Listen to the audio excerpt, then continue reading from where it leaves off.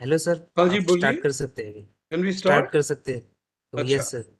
Okay, so we will start now. Hello, is everybody in? Hello? Yes, sir, you are audible. You are able to. Everybody's in. Yeah, am I audible? Yes, yes, And you can also see the screen, correct? yes. Good. So we are all set then.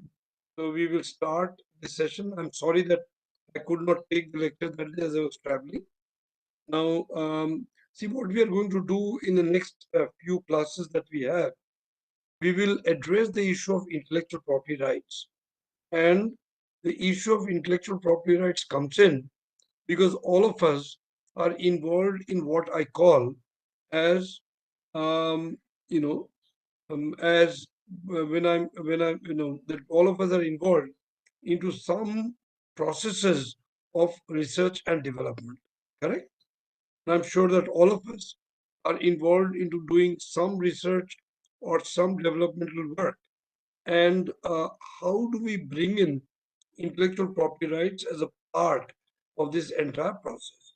This is what we are going to really deal with in the next few sessions of the class.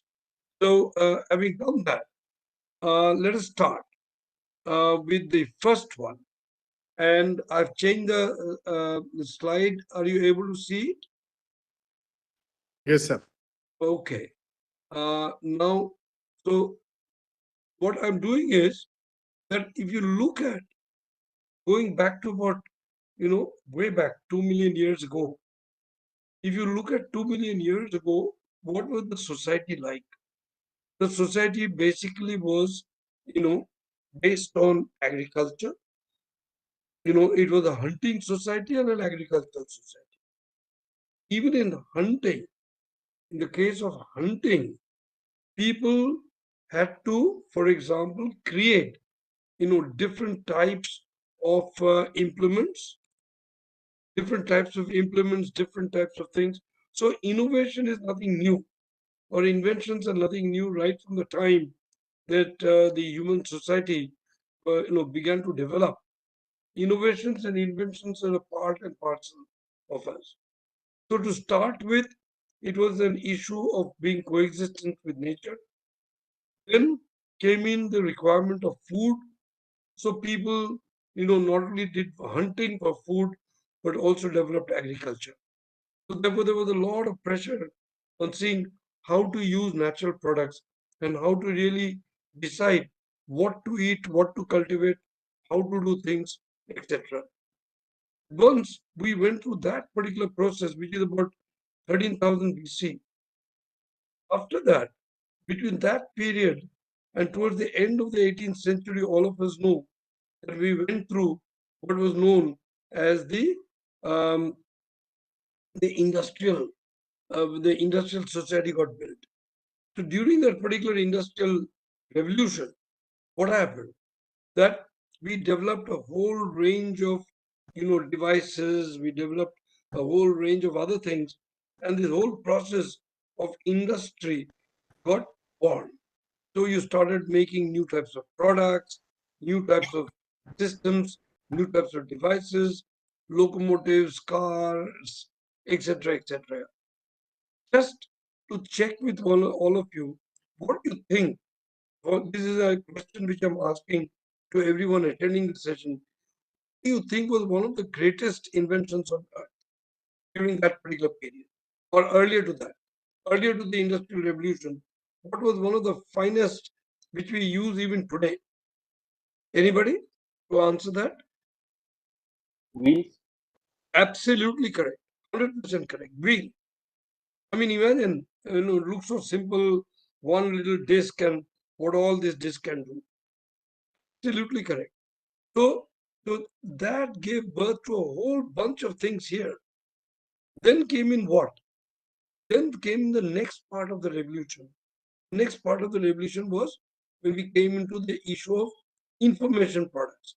So from mechanical products and other types of products, we went into information products.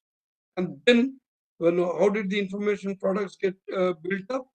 The information products got built up when we brought in a whole system of computers. So from calculators, etc., one went into computers. So right from counting machines to calculators to computers, and then started a huge revolution with computers. That what all things people thought you can only, that computers was for computing, but the word computing took a completely different dimension. And therefore, it came into the system of communications, it came into the system of knowledge products. And that is the latter half of the 20th century. Out there is where we are into natural, into knowledge products. Then came in what? Then came in a big revolution, and we will touch those revolutions later.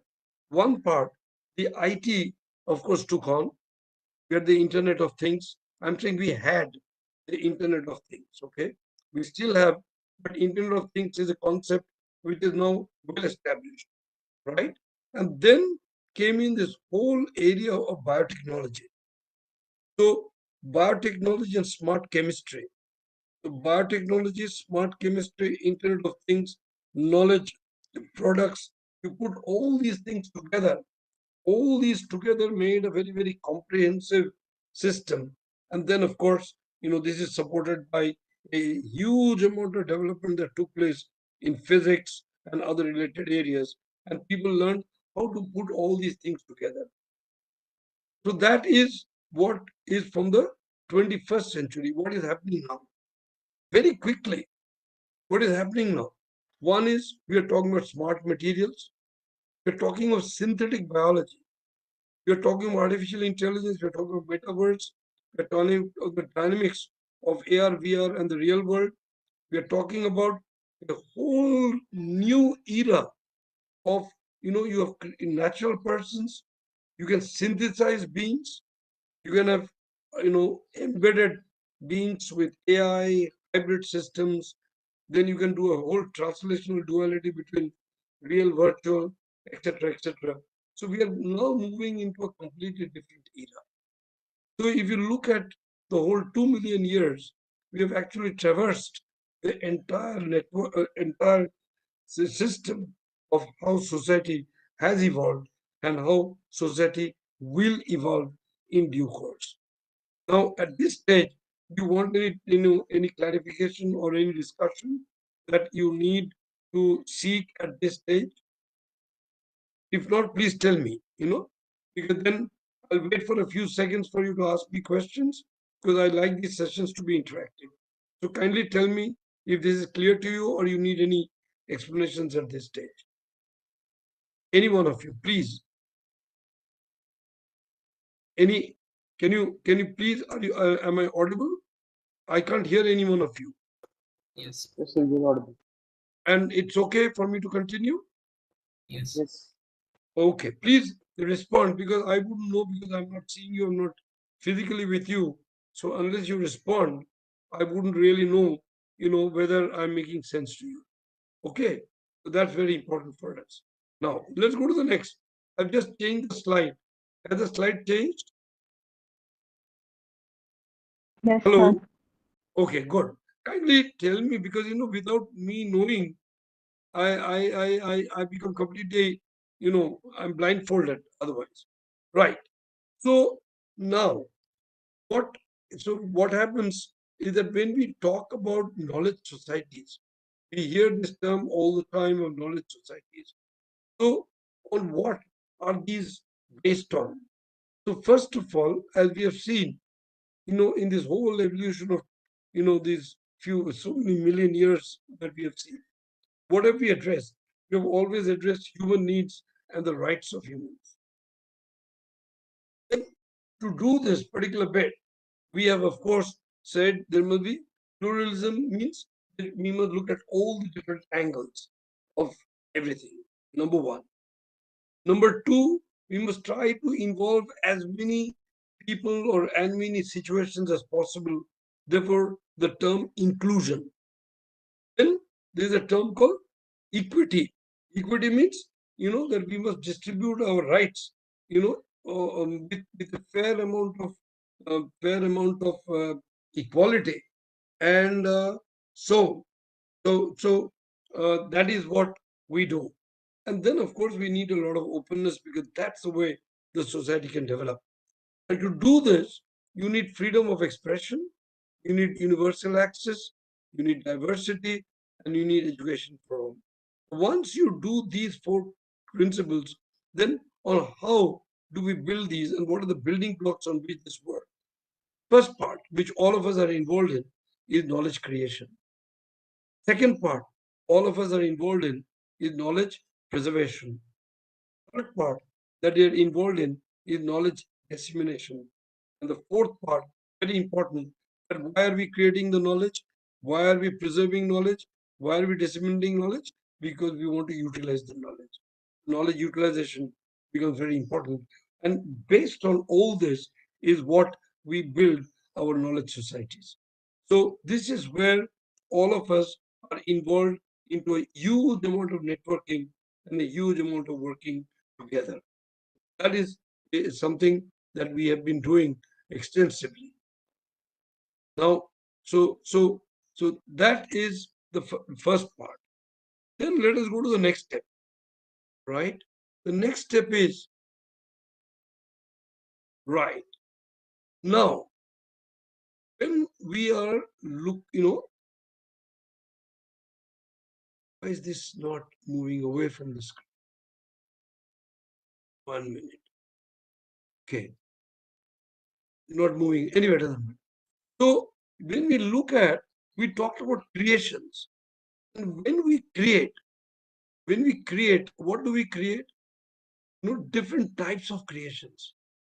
So we are creating new materials, we are creating new products, we are creating devices, we are creating processes.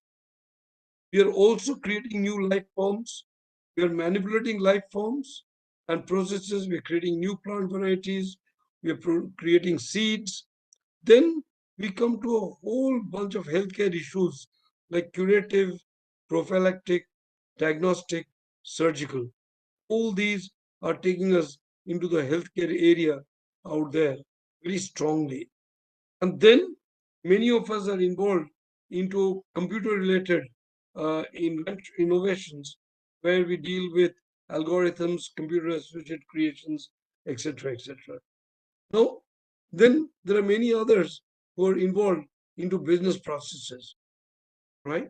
We are also involved in creating logos, words, etc.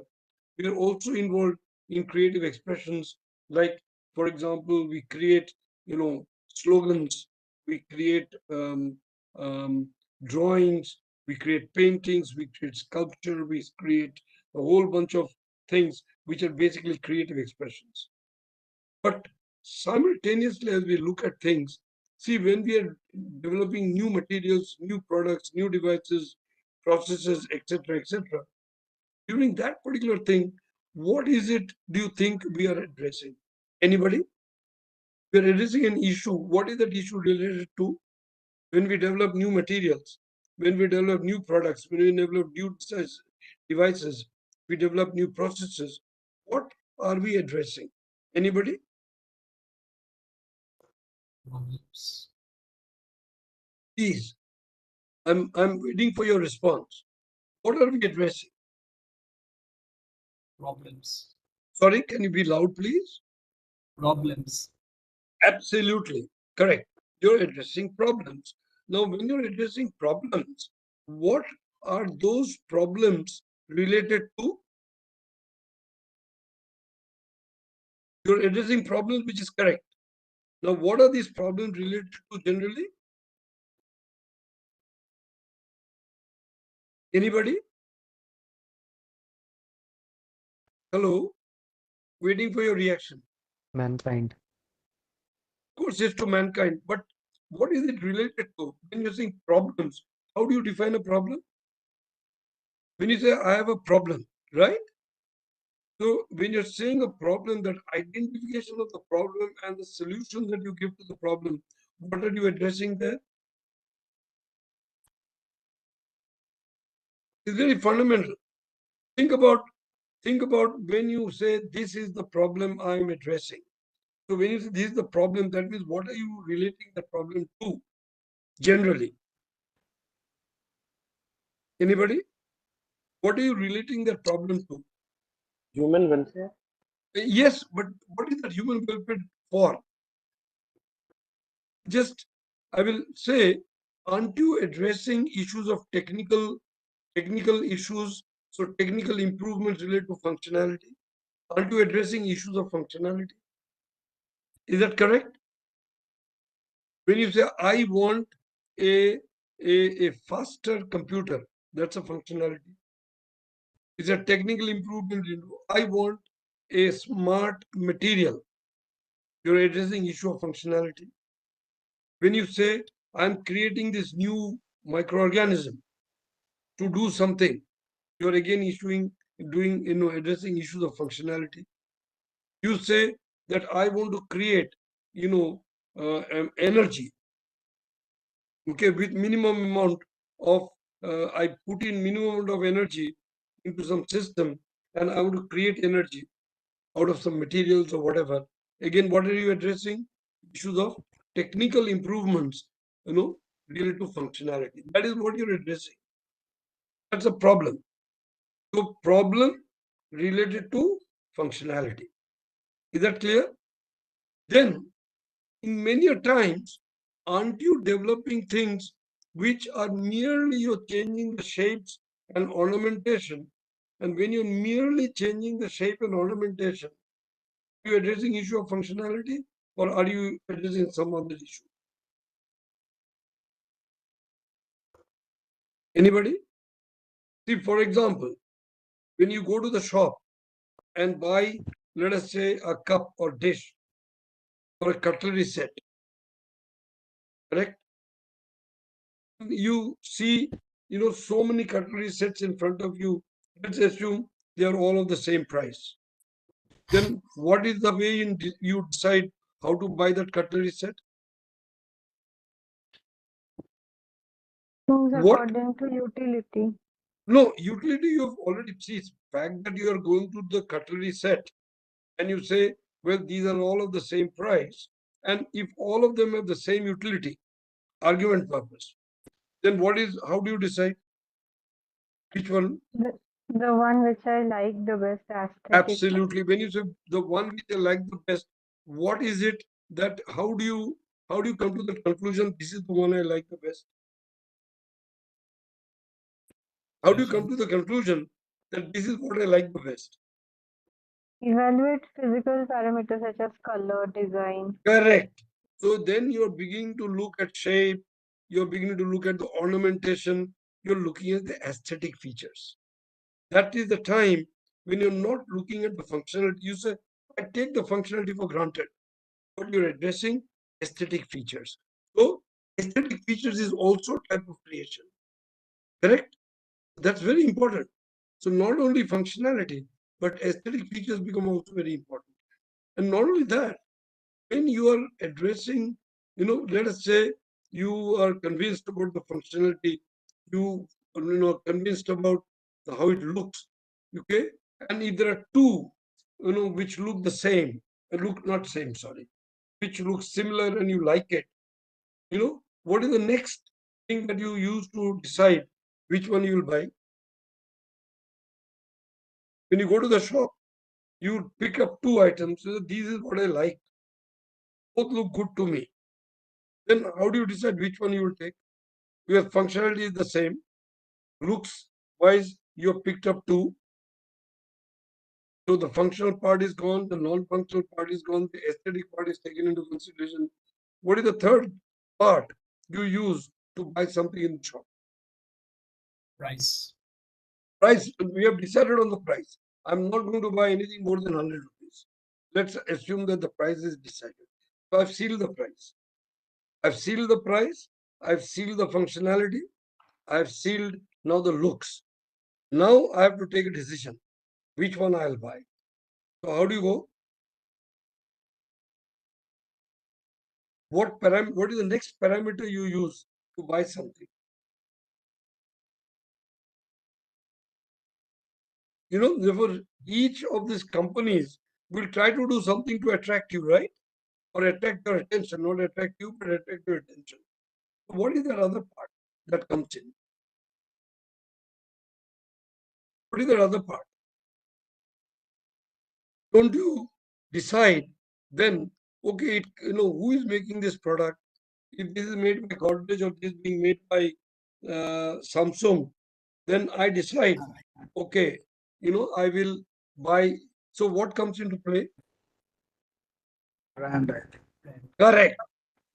So when you do that, you identify that brand with something. How do you identify? You identify it either with the name or with the logo, right? You identify it with something, right? So when you are looking at I will show you. When you look at this phone, can you see out there, right? So you're seeing the apple, right? So when you're going by this Apple, the iPhone, that's why nobody else can call their mobile iPhone except Apple. Why? Because they have captured that name, saying iPhone, iPad. So others call it by some other name. The moment you say this, you decide, okay, I'm going to buy this with this Apple, the logo. That is out there. So these are the different types of creations. Is that clear? Yes, sir. Good. So now you can see how we create how we have different types of creation. So the human mind is developing all these different types of creations all the time. So different types of creations, some addressing issues of functionality, some addressing issues of shapes, ornamentation, which is aesthetics, but disregarding the functionality, some addressing the aspects of how to represent that particular, to establish a connection between that particular product and who's making it and where it is being made. And then there are other things where we look at pamphlets, we look at books, we look at advertisements, we look at a whole bunch of things, and those are creative expressions. Okay, so we have creative expressions, we have aesthetic features, we have functionality, and we have somewhere where we create relationships between where it is made and the product, or who is giving the service and the product, and something that links a consumer to that particular. So there are different types of creations that that really you say the combination of which is something where the consumer looks at to see how to really select and buy some of these. Any questions at this stage? Any questions at this stage? Are they clear to you? I'm waiting for a reaction, please. Yes. No questions? Hello? No, sir. Okay, good. So please react, because this is the point in virtual media. Unless you react, I don't get a cue, to go forward. So kindly react. Okay. Now, so that is that part. Then let's go to the next part, and that is that when you now look at for example, uh, you take these creations, creative endeavors. So when does a creation become an innovation? Anybody? When does a creation become an innovation? Hello? When does a creation become an innovation? When it has some utility. Correct. And not only utility. See, you have created something which has utility, but the point is that whether you have been able to get people to utilize that utility. If you can't make people use that utility, it only remains as a creation. Only after you convert that creation and people you put it into society and people start using that utility, only then it becomes an innovation. Otherwise, it remains as a creation. And you will find that most of what we do, okay, remains at the creative level, it remains as a creation, and rarely does it become an innovation. So we use the term innovation in a very, very loose manner. So not all creations become innovations. Some creations become innovations. And for converting a creation into an innovation, you have to do a huge amount of developmental work and then marketing. So unless you go through that process of your creation, converting the creation first into something with a utility, then taking that utility factor, going to society and convincing people use it. So you push it into society, society starts using it, and therefore then it becomes an innovation. And therefore, when thoughts are not tangible, right? You can touch and feel a thought. But when you convert that thought into something that becomes utilizable, it becomes a tangible in the marketplace. And only then you are converting this particular creation into an innovation. Is that clear? So, important part that comes in, what we're going to address in this course is that all of us, if you're involved in creations, how do we convert our creations into innovations? Number one. Number two, the taking these creations, and converting them to innovations. Now, when I do that, how do I protect my creations? So that if somebody copies me unauthorized, that I'm able to take some action. For example, suppose I am not so good at creating, and you are good at creating, so you create. And what I do, I copy it and take it to the market. Obviously, then you have not protected yourself because I'm freely copying you and going to the market. And if you can't do anything to me, then you have invested a lot into your creations and I'm getting the benefit of that. Would you like something like that to happen?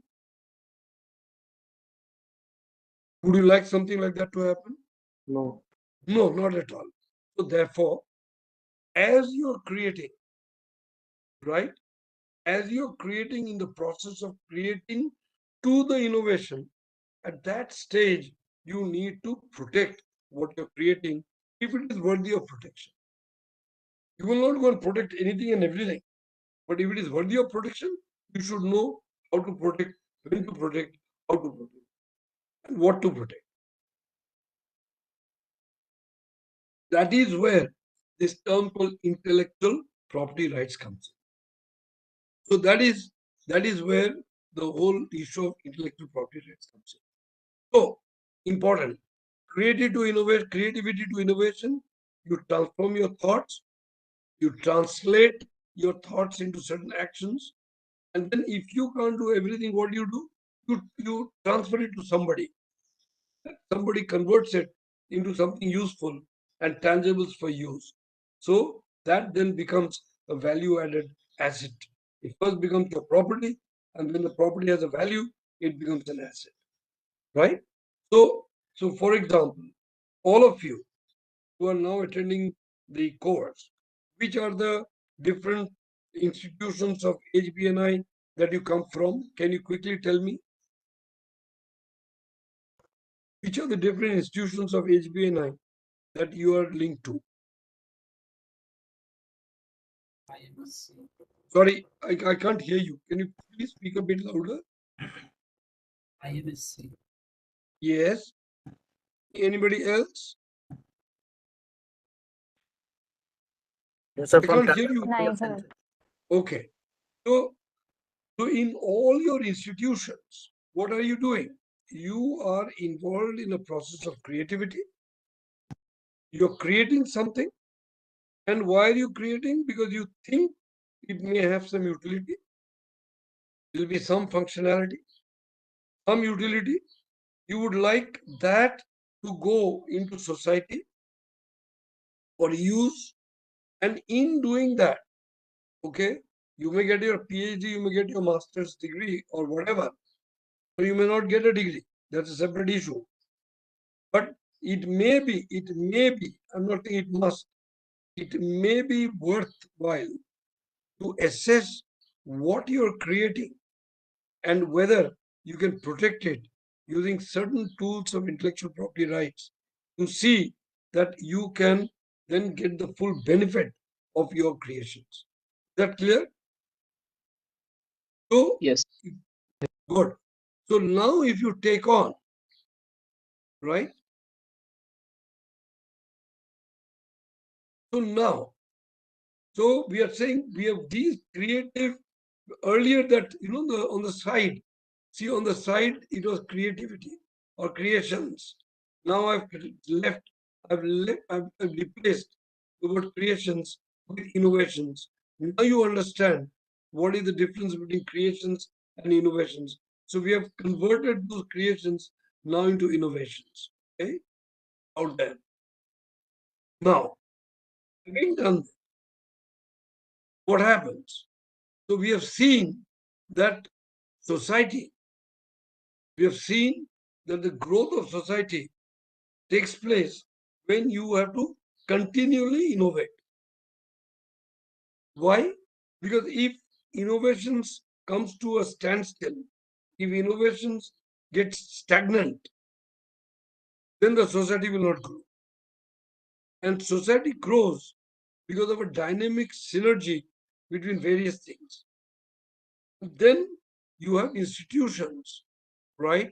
The type of institutions you come from, those are which are creating the knowledge. They are knowledge creators.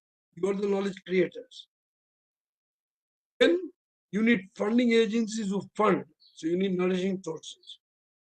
You need, entrepreneurs, industry, knowledge brokers, government agencies, etc., who will take your creations and take them through a converting channel and try to commercialize them. You may not commercialize it, but they will help you to commercialize. They will help you to take your creations to society, to convert them into innovations. So you have knowledge converting channels, right? And then you have the government who is providing you policy platform.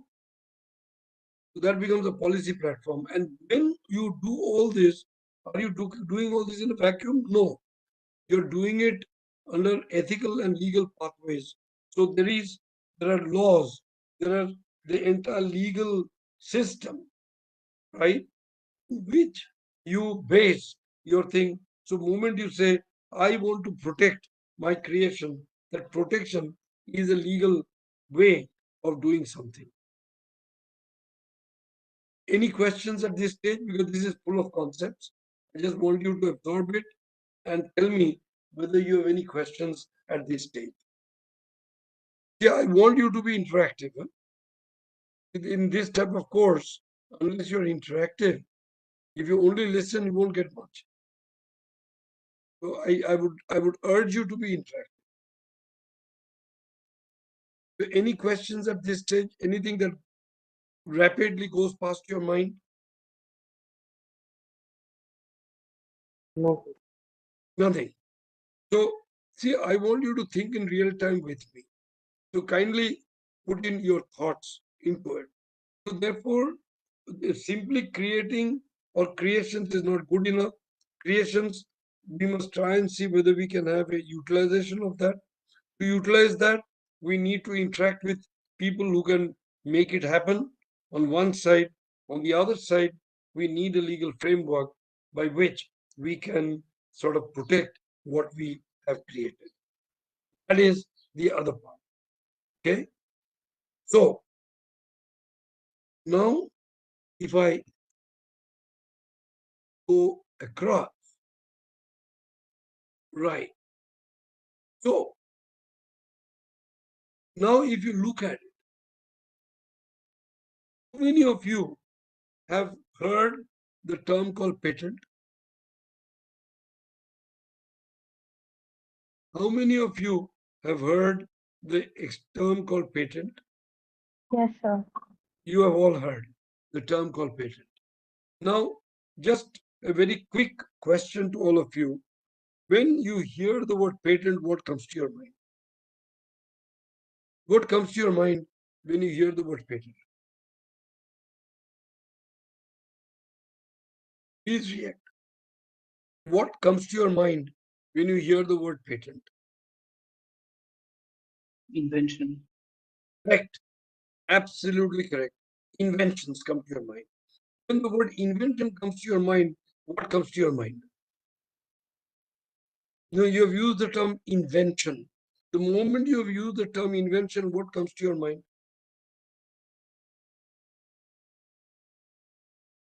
New idea. Is it ideas? Prepare to make anything. That is called invention. Is it to make anything is called invention? What Make is invention? something new. It's something new. But when you talk about invention, right? Invention. See, I can make a, for example, you see, you take, or I'm just saying that can you see this? Can you see, the my specs cover? Yes. Can you see the specs Yes. cover? Yes, sir. Yes. And if you take this specs cover, correct? It is of a certain shape. Let's assume that nobody has made a specs cover of this shape. Would you call this an invention? No. Specs cover of this shape? No. No. So, what aspect of the specs cover which you will say is an invention? Let's look at that part. So let us say, see, if you take the specs cover, right? I've closed it, I've opened it. That is invention. Yes. What is the invention here? What is the invention here? Tell me, Hinges. what is the invention? The Hinges. hinges. So it's a type of hinge which is put here, right? And mind you, this hinge which is put here is completely seamless, right? Can you see the hinge? No. You can't see the hinge. And it's completely seamless. So maybe this seamless hinge is a very interesting way in which they have done it. And see this, that when I do this and close it, it closes easily, opens easily, and this hinge is, it's rigid and yet it is flexible. So somebody has created this. So what was the problem that the person who created this type of a specs cover or box? What did this person do? What did this person address? Anybody? What is the problem that was addressed here?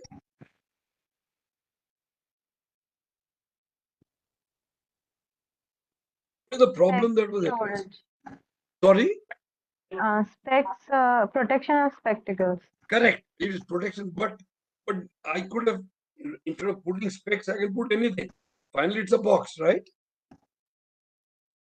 Finally, it's a box. Correct. I'm using it to Yes. put my specs is another thing, but it's a box. Correct. I could have put anything in. Yes. But where is the invention in this box? Tell me. Sorry.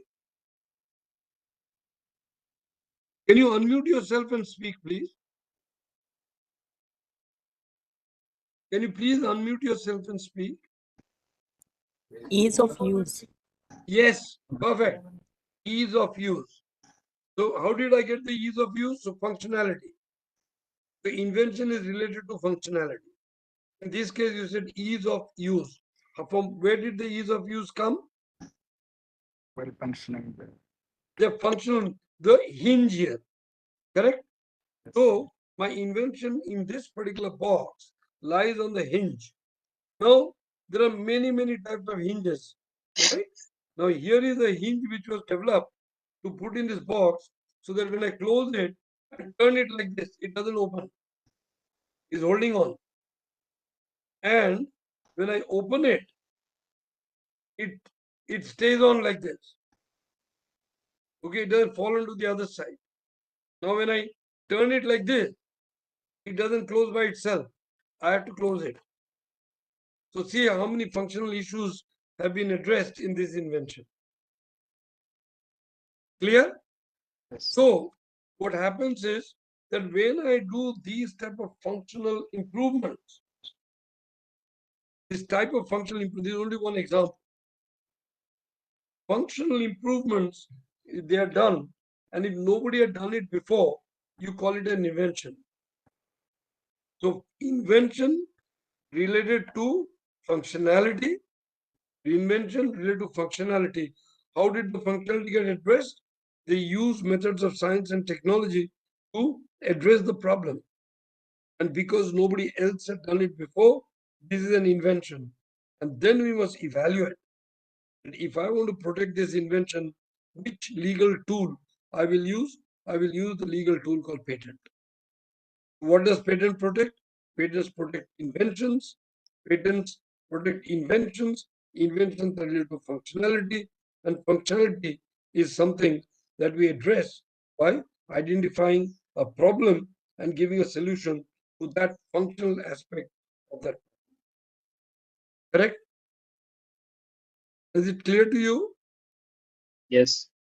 So the word patent, you will relate it to only to inventions. And inventions, you will relate to functionality. Functionality, you will relate to use of methods of science and technology, right? Which is what all of you are doing. So methods, so that is the chain.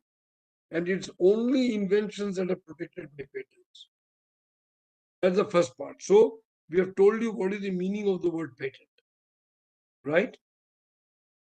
Then you remember we talked about aesthetics, shapes and ornamentation. We talked about that cutlery sets both look the same. I'm sorry, both have the same price or similar price.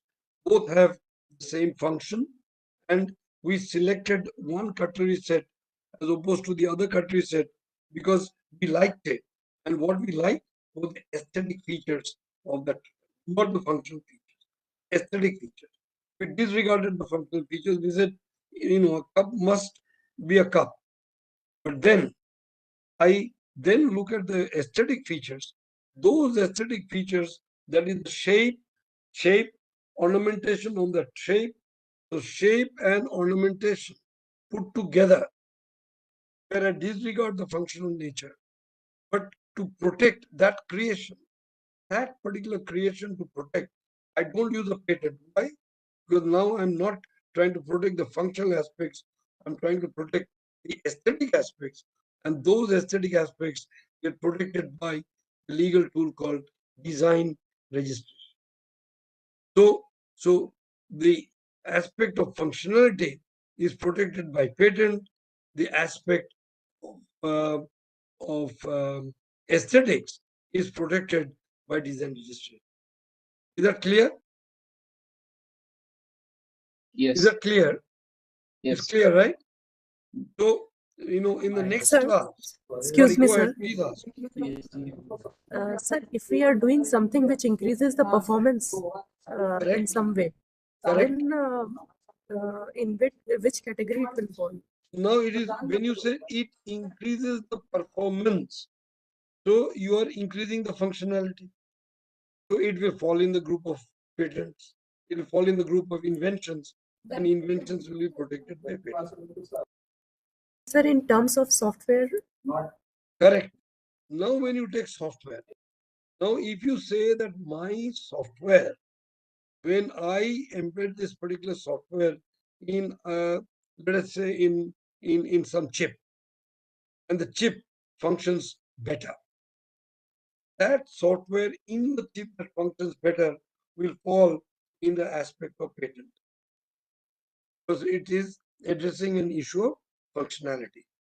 Let us say that you write a computer program, and that computer program, when you wrote that program is such that it helps you, let us say, to significantly reduce the usage of RAM. Again, it will be a functionality, so it will go into the area of patent. Clear? okay, sir. It won't go into design. There is nothing to be shape or aesthetics. It will go into the area of patents. Have I answered your question? Sir, I wish to know whether independent software solution, whether So now I'll come to that part. So now, so these two we have done. Now when I come to, let us say, I write a story, I write a poetry, I do a painting, I do a sculpture, I take a photograph, I produce a video. Or if you see this slide, can you see the slide is visible to all of you, right? Now all these Yes. expressions of words, okay, I could have written it in a very boring style of, a standard thing with bullets. What have I done? I've literally, explored these words in a different way on this slide, correct? With different colors, fonts, layout. So this is a part of my creative expression. And when I use these creative, it's an expression which is expressed this way. So all these are protected by a tool called copyright. So copyright protects creative expressions. So patents protect inventions, design registrations protect aesthetic features, copyright protects creative expression. Now coming to the question that you were asking, I write a software. After all, a software is, what is a software? Anybody will tell me what is a software? When I write a software, what am I writing? What is a software? A code. A code. So what is that code? Is the code 1, 2, 3? No. What is that code? When you say my software is a code. So what is a software? Anybody please? When I say software, what do I mean? An algorithm with a user interface. Absolutely correct. It's an algorithm. So when I say it's an algorithm, what do I mean by saying it is an algorithm? I'm going to very basics now, because for this type of subject you have to go to absolute basics. So when I say it's an algorithm, what do I mean? What do I mean when I say I have an algorithm? What is an algorithm? A method. Sorry? A method. Agreed? It's a method. So in a method, what do you do? In a method, what do you do? What you're reacting is absolutely correct. Huh? I'm only going to analyze every word you speak. So now you're saying it's a method. So if it's a method, what are you doing in a method? Series of sequential steps. Absolutely correct. It's a series of sequential steps. So therefore, a series of sequential steps is a workflow. Correct? You're basically, the entire logic. After all, an algorithm is based on a logic. That logic is nothing else but a workflow. So you say that it will be this step followed by this step, followed by this step, followed by this step, followed by this step. So it's a workflow. Now, when you take this workflow, and if I'm not going to take this workflow into a full utilitarian part, and I give this workflow, that workflow is like as if I'm telling you a story. That workflow and a computer program as such, if you want to protect, that is protected by copyright. But when I realize that I get into the utilization of that software, then it solves a certain problem, and then I take it. It can oscillate between the copyright protection and the patent protection, depending on the context and the way I look at my software. Have I clarified? Any questions at this stage? Please ask.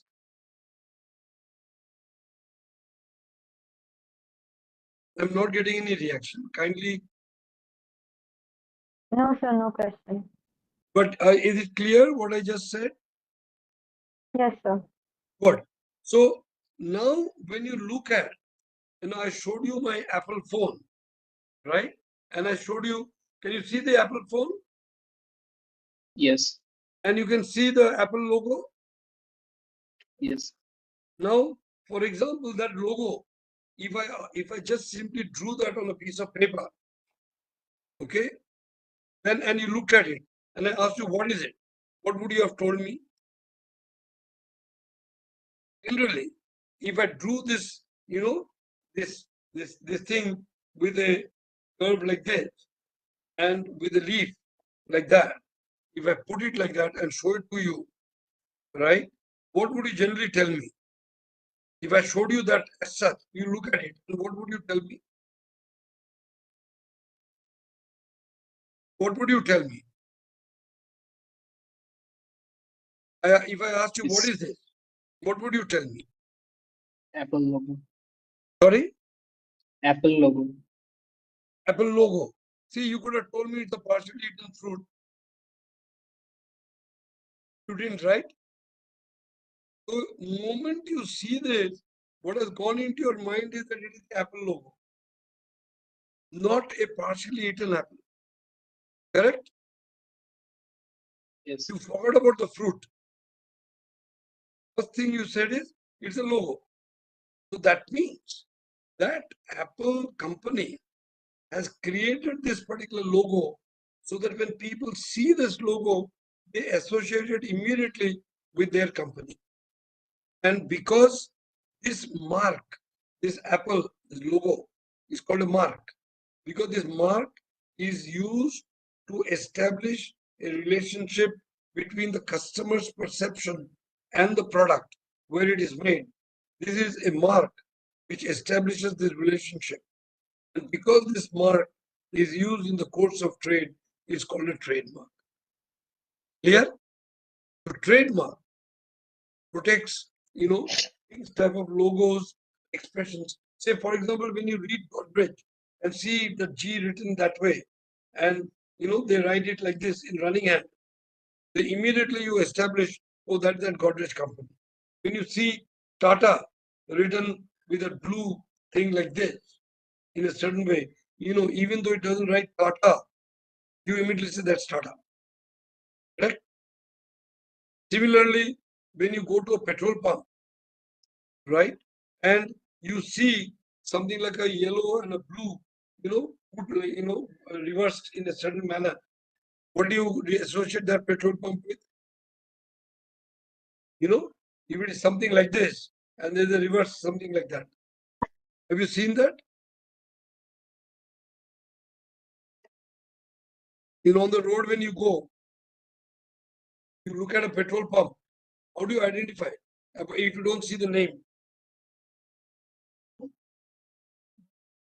Bharat Petroleum. Correct. Absolutely correct. Bharat Petroleum. So now you can see the power behind that particular sign. You're able to identify immediately. That's why that is called a trademark. Similarly, if I draw a per with a dot in the in Devanagari I write a per with a dot and make it in brown color, what do you identify that with? Anybody? Have you seen that anywhere? You write in Devanagari a per like this and put a dot. What is it? Anybody has seen that anywhere on the streets? Have you seen that anywhere on the streets? Again, I've lost all of you. I'm not getting any reaction.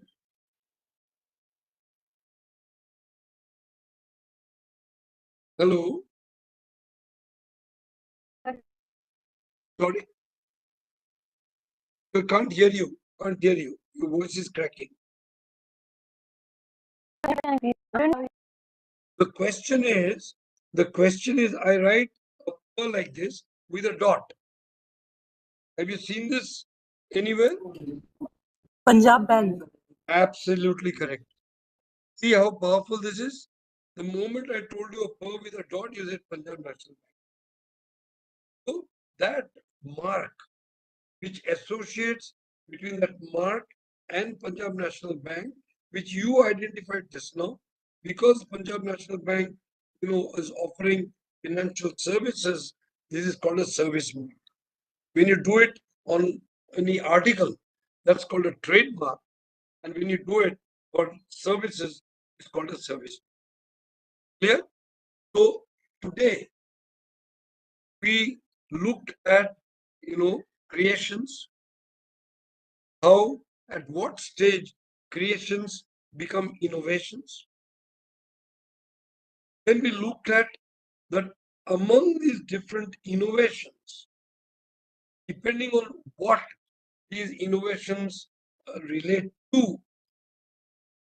So we said if it addresses issues of functionality and it has been done for the first time, then they lead to inventions, and inventions can be protected by patent. If those creations are related to shapes and ornamentation, and those shapes and ornamentation are something which address the aesthetic aspects of an article, not the functional aspects, but the aesthetic aspects of an article, that can be protected by the legal tool called design registration. Then creative expressions of the human mind, including algorithms and workflows, etc., including painting, sculpture, photographs, poetry, songs, videos, etc. All creations of the human mind, creative expressions of the human mind, including my slide of these type. These can be protected by a tool called copyright. And we said about words, logos, slogans, words, logos, then words with logos, etc. When you put it all together, right? Those are, because they are used in the course of trade, and they create a relationship between the consumer and the and the company or the source of that particular service or product. That's called a trademark. So we have looked at 4 different tools of intellectual property rights, okay, in the hour that we have done. So the quick summary, if you look at this, can you see my mobile phone? All the functional features of this Apple phone are protected by a few thousand patents. The shape and the ornamentation of this phone is protected by a design registration. The Apple logo and the word Apple, okay, is protected by a trademark. And the entire the manuals and everything else and their website and everything is protected by copyright. So you can see how all this can be, you can use the different tools of intellectual property rights to protect different aspects of the creations which have gone to make this Apple phone. Rest we will do next time. Any questions you have, you're free to ask at this stage, because it's already 5 o'clock, but we can take maybe 5 minutes more for you to ask me any questions and for me to answer. Any questions on today's session? See, in this topic, I would urge you people to ask questions. I would urge you people to think with me as I go through the lecture. And I would like this lecture to be a discussion, a debate, a discussion, right? Rather than it being a monologue. Today being the first lecture, I'm leaving it at that. But I would like you people to be a lot more reactive. So with these few words which are there, so I will stop sharing the screen out there, and just asking you, now there are some questions which have come up. Quality, safety. Some of you have asked, what about quality, safety out there? Now, quality and safety goes into the area. They are also functional issues, but they go into the regulatory areas, and those are given to regulatory people. Those are things which you go to the regulatory agency and take, things from the regulatory agency out there. Any other questions that you people have at this stage? Please feel free to ask. Please feel free to ask. Because see, here is a subject which you have to think together and then establish. You know, if you're not thinking, online, thinking in real time, you will not get the best benefit of the entire thing. So I would urge you to work it out that way. And I think our next class, today's class is done, 13. Our next class is on 15th, right? Our next class is on 15th. Yes. Yeah, so we will meet on the 15th, and time to time, I'm sure Professor Naik, his team, Yes, sir. will arrange to share the slides. So the slides will be available to you. I would urge you that you will revise those slides, revise the lecture, and then come for the next lecture. Okay? So kindly do it that way. Then you will gain the most, and we'll all enjoy the course. Right? With these few words, thank you very much. Thank you, sir. Thank Sir. you. Thank you. Have a good day. Have a Same good to day. you. Bye. Bye-bye. You get out. Leave the meeting.